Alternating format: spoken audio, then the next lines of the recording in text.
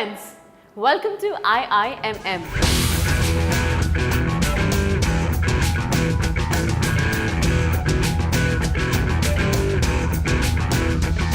International Institute of Mass Media is one of the most renowned and reputed institutes in the field of journalism and TV production.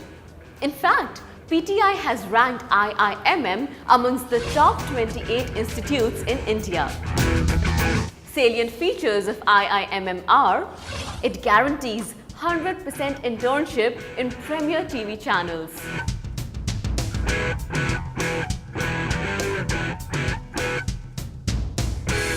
It has a galaxy of renowned and famous media personalities as faculty members. It assures 65% of its students job in media and related corporate sector. IIMM gives practical, tactical and employable technical training to all its students. एक गाना है, ढोल बजने लगा, गाँव सजने लगा, कोई लौट के आया है। यही हाल इस बार लोकसभा चुनाव का है। देश का अहम मुद्दा भ्रष्टाचार है और सरकार वही आनी चाहिए जो भ्रष्टाचार को जड़ से मिटा सके। नमस्कार, सामना में मैं प्रतीक्षा आप सबका स्वागत करती हूँ। ऐसा आप मेरे पीछे देख सकते हैं और आइए हम उनसे बात करते हैं कि उनके साथ क्या हुआ। एडमिट कार्ड भी फाड़ दिया गया है और मुझे बहुत ही गाली दिया, मारा पीटा। किड्स सबकी फेवरेट मार्केट है, चाहे वो बच्चा हो, बूढ़ा हो या फिर जवान, लेकिन यंगस्टर यहाँ आना कुछ ज्यादा ही पसंद करते हैं। आइए मैं अंदर का दृश्य दिखला रहा हूँ।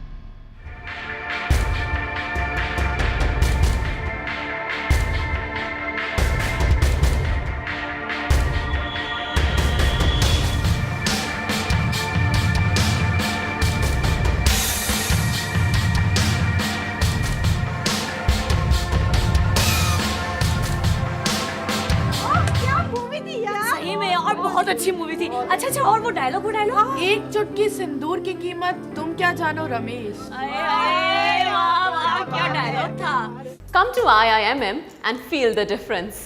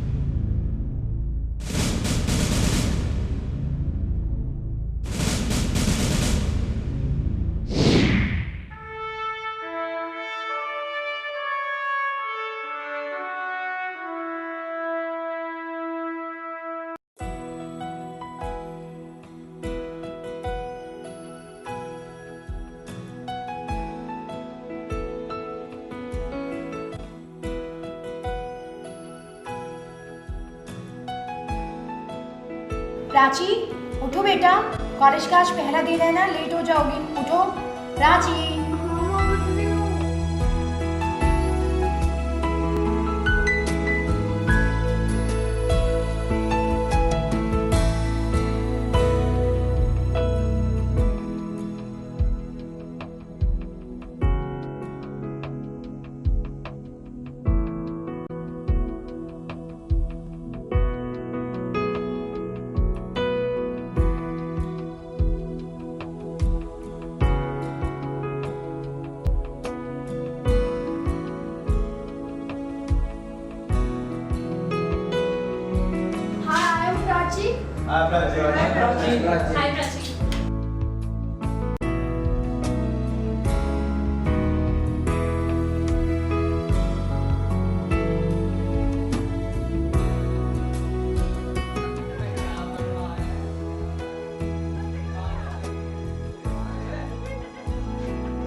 हाय Prachi. Hi, how are you? I am fine. What's your name? मेरा नाम है अमन।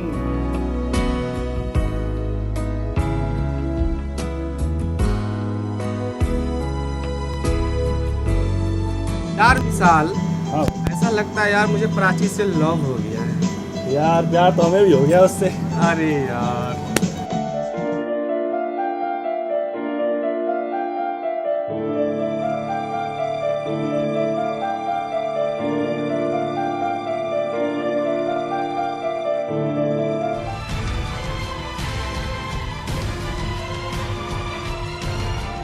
भाई अमन, यार तेरा माल बहुत बढ़िया है। यार तरुण, मैं ना प्राची को प्रपोज कर ही डालता हूँ यार। करे डाल एकदम। मैं प्यार करता हूँ सच्चे दिल से। चल भाई, फिर तो पक्का चलो करेगा। ठीक ठीक ठीक। हम तेरे वाले हैं। कर डाल।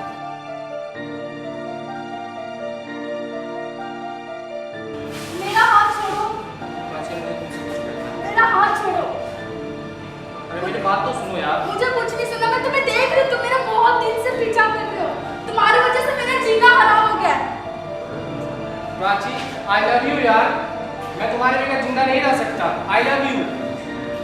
मैं तुमसे प्यार नहीं करती, मैं यहाँ पे पढ़ने आई हूँ, तुमसे प्यार कर रही हूँ। मुझे प्यार के चक्कर में नहीं पढ़ना।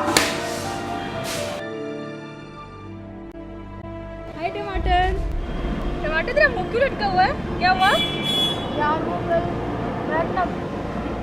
यार वो कल क्लास में अमन ने ना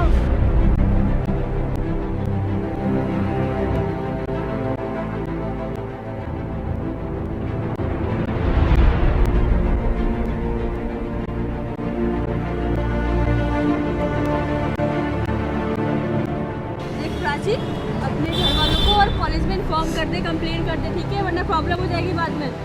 यार मैं अपने पेरेंट्स को नहीं बता सकती नेहा। अगर मैं अपने पेरेंट्स को बताऊंगी तो वो लोग बहुत परेशान हो जाएंगे यार। देख, कंप्लेन कर देना।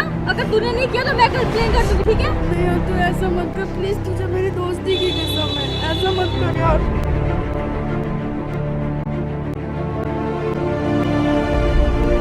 कहाँ थी तू इतने दिन? तुम्हारा मैं कितने दिनों से इंतजार कर रहा हूँ, पता है तुम्हें? पीने से पहले मेरी जवाब दे के जाना, नहीं तो समझ लेना। प्राची, देखा बहुत हो गया, अब पे करने मत पापा को, ठीक है? और मैं जल्दी जा रही हूँ, मेरे पापा लेने आ रहे हैं, ठीक है? चल बाय।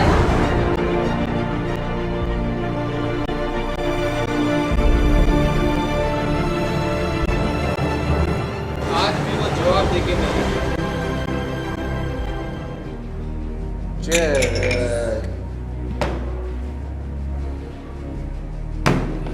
यार अब बहुत हो चुका, मेरा सब्र का बांध टूटा जा रहा है भाई।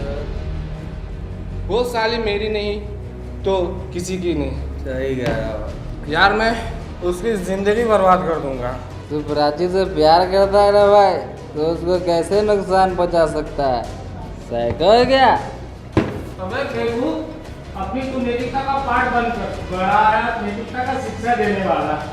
तेरा बाप नैतिकता की नजर से झोला उठाता है। अपनी नैतिकता अपने बूढ़े बाप के झोले में रख। चल।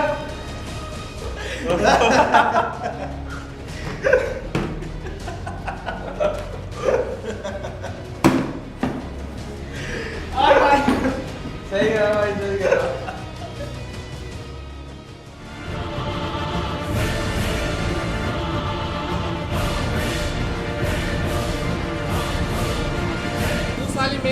किसी की नहीं।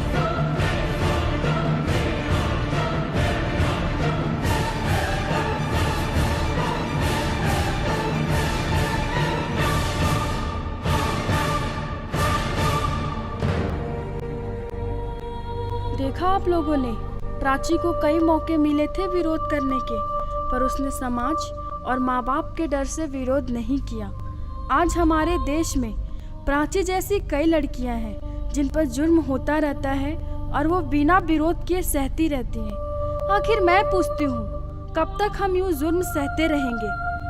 अगर आपके साथ ऐसा हो रहा है तो आप अपने पेरेंट्स को बताइए, पुलिस की मदद लें। समाज को चाहिए कि इस तरह के अपराध का विरोध करें। आज पेरेंट्स हर जिद बच्चों की पूरा करते हैं, परंतु नैतिकता का पाठ पढ़ाना भूल जाते हैं। किसी काम के गलत होने के एहसास के बावजूद उसका विरोध न करना उस काम का समर्थन करना ही है। अगर सब लोग थोड़ा थोड़ा फर्क लाएं तो बहुत बड़ा प्रभाव पड़ेगा।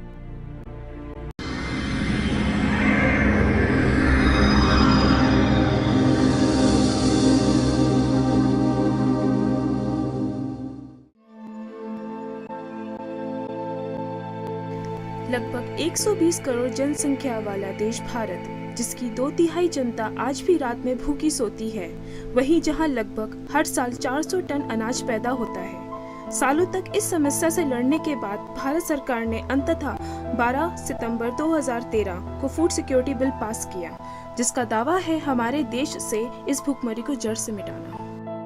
कांग्रेस पार्टी ने अपने 2009 के घोषणा पत्र में देश से वादा किया था कि हम खाद्य सुरक्षा कानून बनाएंगे, सभी देशवासियों को खासकर कमजोर वर्गों को पर्याप्त मात्रा में अनाज उपलब्ध कराएंगे। ये एक सरकार का दबाव रहेगा जनता को कि आपको ये अधिकार हमने दिया कि आप भूखे नहीं मरेंगे, लिहाजा 1 रुपए किलो मोटा चावल, मोटा अनाज, 2 रुपए किलो गेहूं और 3 रुपए किलो चावल देने की बात इस प्रावधान में की गई। लेकिन दरअसल क्या है कि फूड सिक्योरिटी के बहाने आप सस्ता चावल और सस्ता गेहूं आप बीपीएल फैमिली को, या जो उन्होंने गवर्नमेंट ने एक लिस्ट बनाई है उनको ये देंगे, which will take lots of subsidy.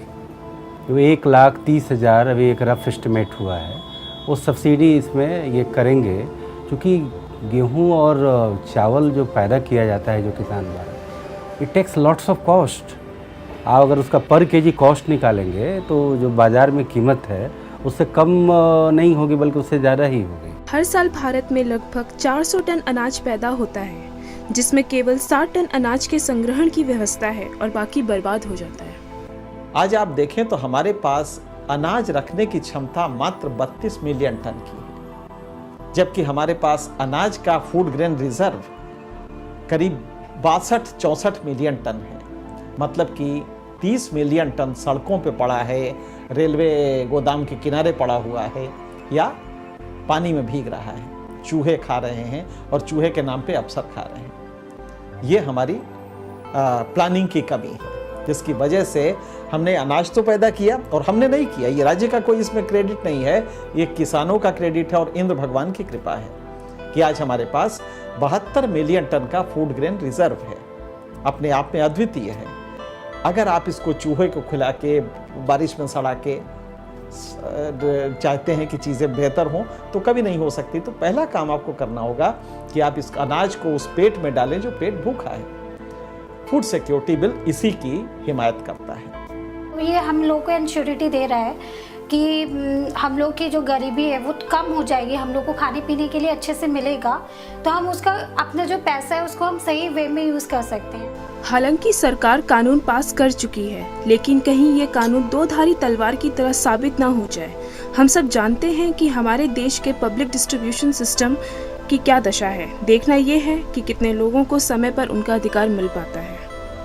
जो अनाज या जो चीज़ जहाँ से चला है, जहाँ पहुँचना चाहिए वहाँ तक तो पहुँच ही नहीं सकता, वो तो रास्ते में ही सब गड़क जाएंगे। यहाँ तो आते आते बस कागज पे पूर्ति रह जाएगी, खाना पूर्ति। ये जब तक इनका वोट नहीं मिल रहा है तब तक ये 2 रुपया किलो, 3 रुपया किलो दे दें, 1 रुपया किलो दे दें। वोट मिलते ये सब सफल चट हो जाएगा। पीडीएस और देश भर में सस्ते अनाज की दुकानों के बारे में हम सब जानते हैं। देश के कुछ हिस्सों में ये ठीक से काम करती हैं, कुछ में नहीं भी करती। कुछ हिस्सों में इनकी पहुंच बहुत अच्छी है, कुछ में नहीं भी है। पीडीएस में सुधार की ज़रूरत है। यह सुनिश्चित करना है कि इसके लाभ सही मात्रा में सही लोगों तक पहुंचे। इस प्रणाली में कुछ इलाकों में लीकेज की समस्या बहुत ही ज़्यादा है और इसे दूर करना ही होगा।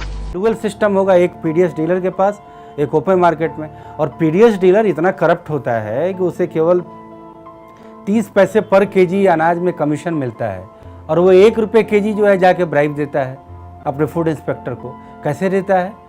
नेचुरली वो अनाज जो है वो ओपन मार्केट में बेच करके उससे वो ज़्यादा पैसे कमाता है। बीपीएल और एपीएल का जो फर्क था उसको खत्म कर दिया गया। अब सिर्फ बीपीएल को नहीं दिया जाएगा, इसमें एपीएल भी शामिल है। इसका फायदा ये होगा कि इसके पहले ऐसा नहीं था कि बीपीएल को अनाज नहीं मिलता था, बीपीएल को अनाज मिलता था, लेकिन जो एपीएल की कैटेगरी थी वो इतनी बड़ी थी कि उसमें राज्य सरकार के करप्ट सिस्टम घपला करता था।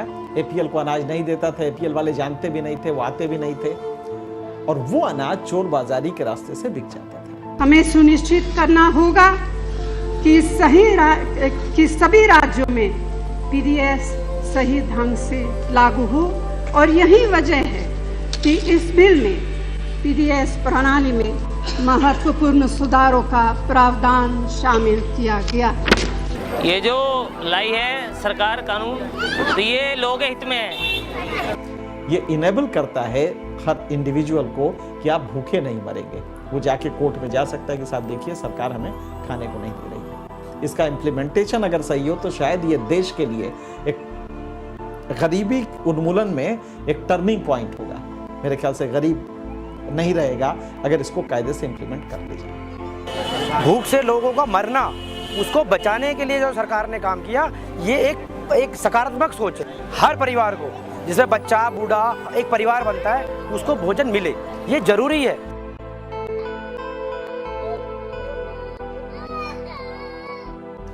इस कानून की विभिन्न विशेषताएं एवं कमियां लोगों के मन में भ्रांतियां पैदा कर रही हैं, जिसका कारण हमारे राजनेताओं में पॉलिटिकल विल का न होना है। तो देखने वाली बात है कि क्या ये खाद्य सुरक्षा कानून देश की भुखमरी को मिटाता है या भ्रष्टाचार का एक नया बीज बोता है।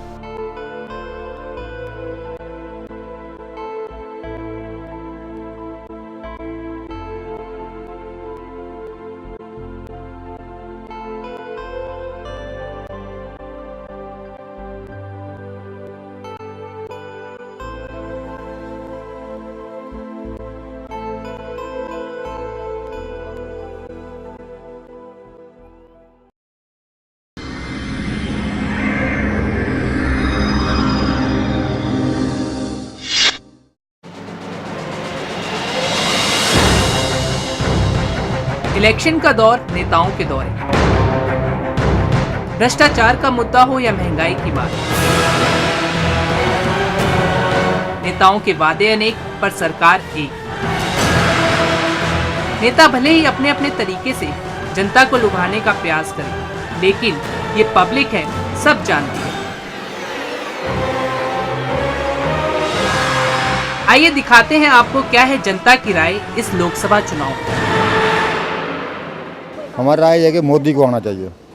केजरीवाल तो वैसे थे, केजरीवाल कुछ नहीं है, वो वैसे आया था वैसे चले गया। वो राहुल गांधी कुछ नहीं, कांग्रेस खत्म। तो गरीबन के लिए कुछ महंगाई तो कम हुए, कोई चीज तो सस्ती हुए। वोट किसे करेंगे? हमने कांग्रेस को दिया, कांग्रेस को अब देंगे हम। एक गाना है, ढोल बजने लगा गाँव सजने लगा, कोई लौट के आया है। यही हाल इस बार लोकसभा चुनाव का है। रैलियों के साथ ढोल भी हैं और जनता में जोश भी है और 5 सालों बाद नेता अपने अपने क्षेत्रों में भी लौट के आ गए हैं। माना जाए जनता की राय तो आम आदमी का असर भी है और मोदी की लहर भी है। कांग्रेस का हाथ गरीब के साथ का नारा भी है और विकास की बात भी है। देखते हैं कौन जीतता है, कौन हारता है। जनता इस बार अपना वोट, अपना मत, अपना अधिकार उसे ही देगी जो भ्रष्टाचार मुक्त भारत, एक देश को नैतिक सरकार प्रदान करेगा। कैमरा पर्सन योगेश के साथ विवेक दीक्षित, IMM न्यूज़ दिल्ली। इस बार तो हम आम आदमी को झाड़ू छाप में वोट देंगे। ऐसा क्यों? इसलिए कि मुझे तो भारतीय जनता पार्टी और कांग्रेस और जितने भी लोग अब तक हुकूमत किया 60 सालों में, सब बेईमानी है, किसी ने कुछ नहीं किया। भ्रष्टाचार तो एक बड़ा लॉन्ग टर्म सवाल है। इसमें तो आम आदमी कहने को ही है, जब तक इच्छा शक्ति ना हो भ्रष्टाचार नहीं मुक्त। इंडिविजुअल कैंडिडेट की इंटेग्रिटी और उसके हिसाब से ही वोट देंगे, जो बंदा सबसे बढ़िया होगा। कहते हैं एक अनार 100 बीमार। आज लोकसभा चुनाव की स्थिति कुछ ऐसी ही है। PM की कुर्सी एक और उम्मीदवार बहुत सारे। कोई कहता है गरीबों के सर पे हाथ, तो कोई कहता है जनता का विकास, और कोई कह रहा पानी और बिजली मुफ्त। जनता की माने तो जनता का कहना है वादा सभी करते हैं, निभाता कोई नहीं। देखते हैं इस लोकसभा चुनाव में बाजी कौन मारता है। मैं सोनल श्रीवास्तव, कैमरा पर्सन सिमरन कुमारी के साथ IIMM दिल्ली। महिलाओं की सुरक्षा हो या विकास की बात, गरीबों की हक की बात हो या न्याय मिलने की गुहार,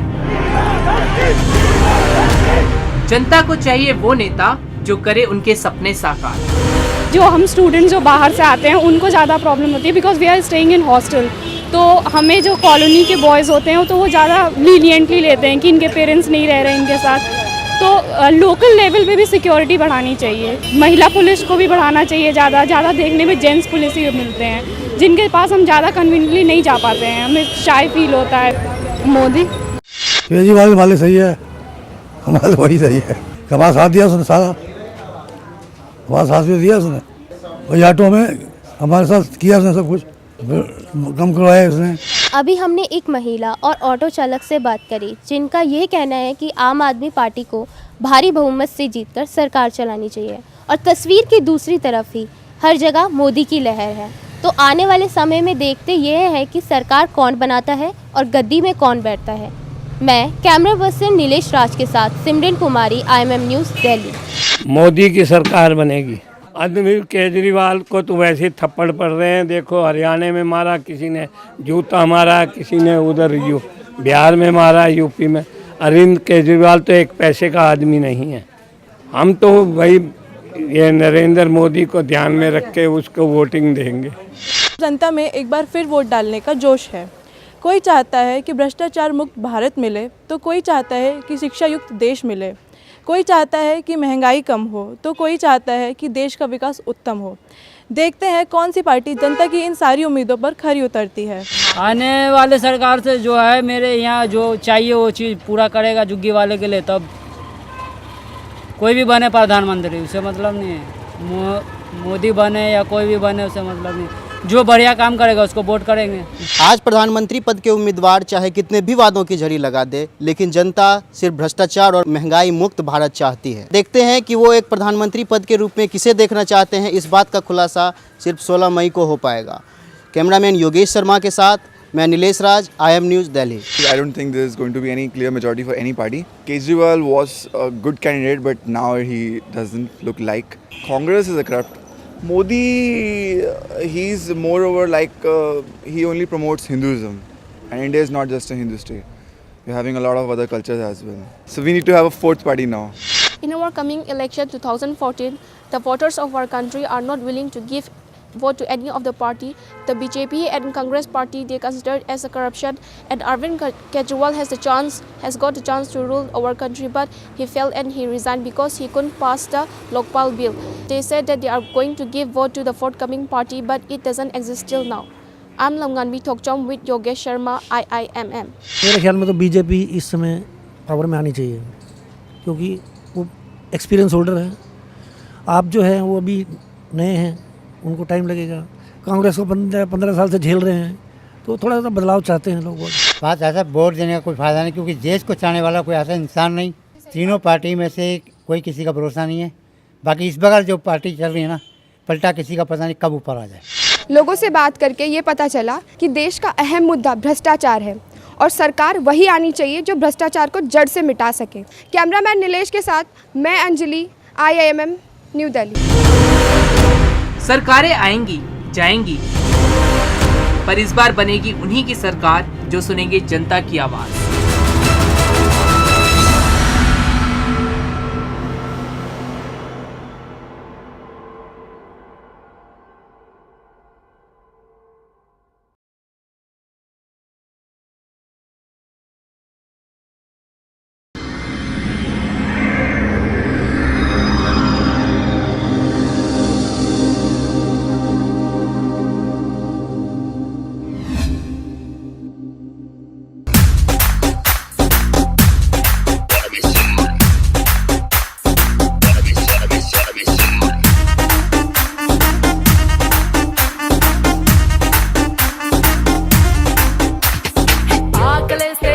పెడతా అరిసొస్తే ఆయిల్ పెడతా మూడొస్తే ముద్దులు పెడతా చిన్నోడా।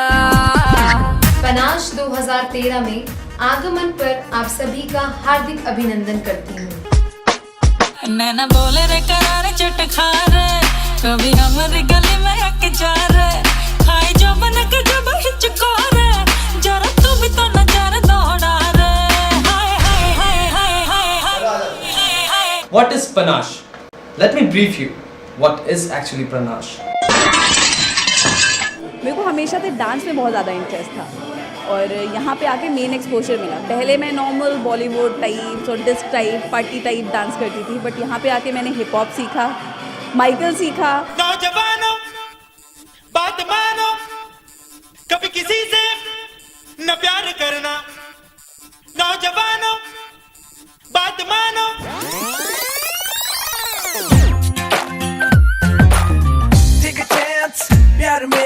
हाय, मेरा नाम है अतुल भारद्वाज। बेसिकली मैं एक प्रोफेशनल कोरियोग्राफर हूँ। Nothing is impossible, anybody can dance. ये मेरे बस की बात नहीं, टेक अ चांस, कल को देगा साथ नहीं। सर कर ले तू यकीन। पहले मैं जब डांस कर रहा था तो ऐसा लगता, मतलब लोग बोलते थे तू और अच्छा कर सकता है, बट तेरे को एक मतलब किसी को सिखाने की ज़रूरत है। और यहाँ है पनाश में मुझे कॉलेज की तरफ से चांस मिला।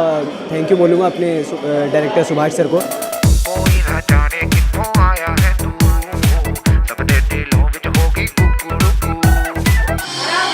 कभी आसान कभी मुश्किल, अजब है प्यार की राहें, मगर जो प्यार करते हैं कभी भरते नहीं आहें। अर्लियर डेज में वी वर लाइक कि हमारे कोरियोग्राफर हमें कोऑपरेट कर पाएंगे या ना कर पाएंगे, but it's gonna go well और हमारा शो हिट हो जाएगा। कहाँ से आई है कहाँ से जाएगी, पागल लड़की मुझे मरवाएगी। बहुत अच्छा, काफ़ी कुछ सीखा है यहाँ पे। जो नहीं कभी सोचा था वो भी सीख लिया। स्लो मोशन और एनर्जी तो हर डांस में डालना है, फेस एक्सप्रेशन।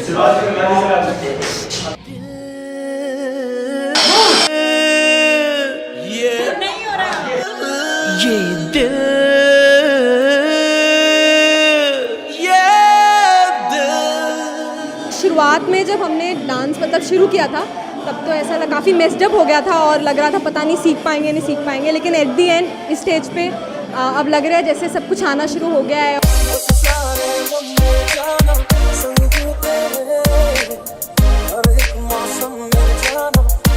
तो नहीं लगी।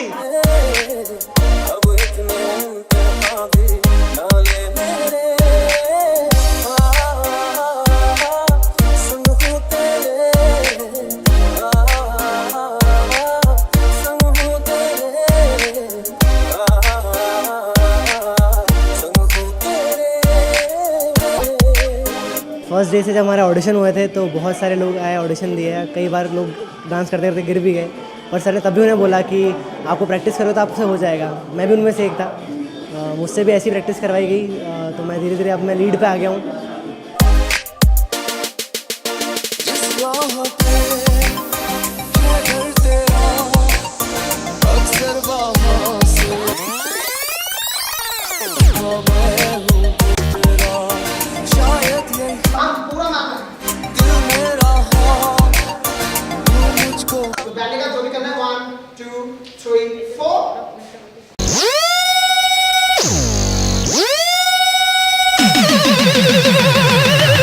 दोस्तों, मैं ऋतिका नेगी इस प्रोग्राम को आगे बढ़ाते हुए यार, और मेरे साथ है मेरे को एंकर विनायक।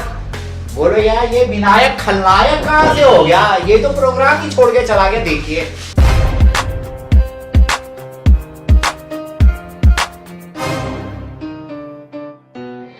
काफ़ी एक्साइटेड थी कि मैं कुछ अच्छा करके दिखाऊंगी, बट जब हमारे सर आए मैंने उनके सामने परफॉर्म किया और जब उनका डांस देखा तो पता लग गया कि मैं कहाँ पर हूँ। लेकिन जब उन्होंने हमें सिखाना स्टार्ट किया, मैं एकदम नॉन डांसर थी, मुझे कुछ नहीं आता था, सिर्फ टीवी में देख देख के कॉपी करती थी। लेकिन जब हमारे सर ने हमें सिखाना शुरू किया, अतुल सर, ब्रेकर सर, विशाल सर ने, तो हमें एक अलग ही कॉन्फिडेंस आया कि नहीं, हम डांस कर सकते हैं।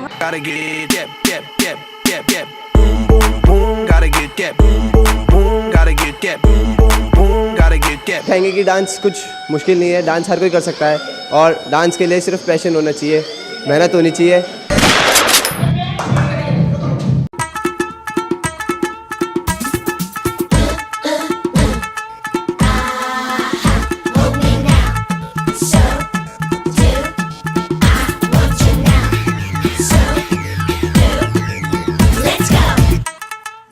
पहले जब मैं डांस करता था तो मतलब हाँ कि कर देता था, बस लोग भी कहते थे चलो ठीक है, ठीक है, ज़्यादा बढ़िया नहीं आता था। बट अब अतुल सर, विशाल सर और सुखविंदर सर के सिखाने के बाद जो मेरे अंदर डांस में चेंज आया है, अब जो भी मेरा डांस देखता है वो यही कहता है वाओ, जस्ट वाओ।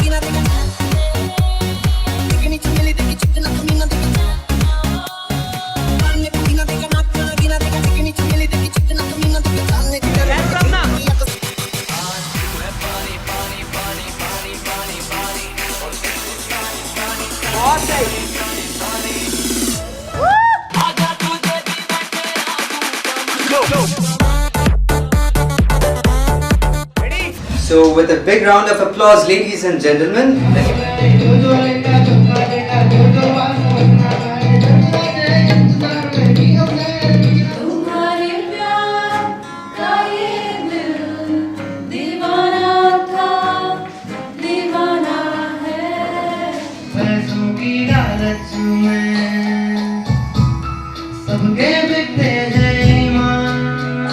यहाँ पे लिखो कि yes, I mean the incident of 16th December where an innocent girl was raped and brutally वो है वो चीज को तुम क्लियर करो। देश का अपना एक टाइम स्पैन होता है ना, उस टाइम स्पैन में ही चीजें करनी होती है। बात फर्स्ट पार्टी और सेकंड पार्टी के बीच है, आप कौन सी पार्टी? अरे जा जा लीडर को किसी और देना। तो उनकी पेंशन अभी तक नहीं मिली? कहाँ मिली? हर हफ्ते दफ्तर में दरख्वास्त देते थे, पर कोई जवाब ही नहीं आता था। 5 दिन पहले जब भोला राम की मृत्यु हुई तब तूने उसे नहीं पकड़ा? मिसेस चौधरी, हाँ जी, कल आप सीरियल देखे था? कौन सा? पुनर्विवाह।